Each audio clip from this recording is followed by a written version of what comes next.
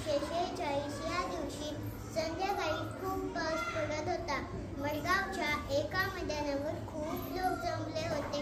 जत्रा नाही की फेस्त नाही, का बरं एवढे लोक जमले होते?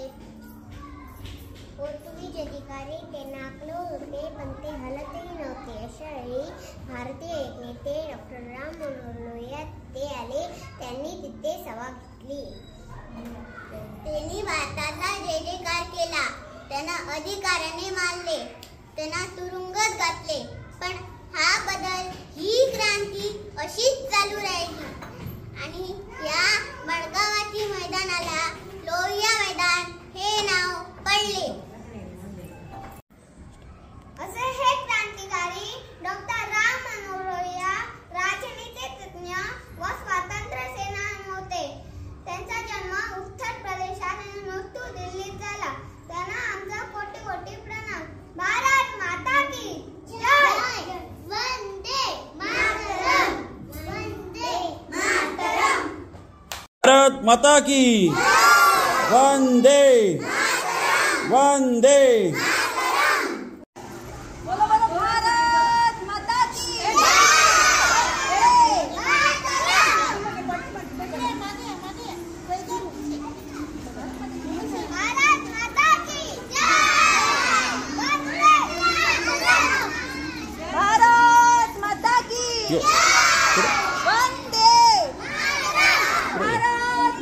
पुढे अरे बाबा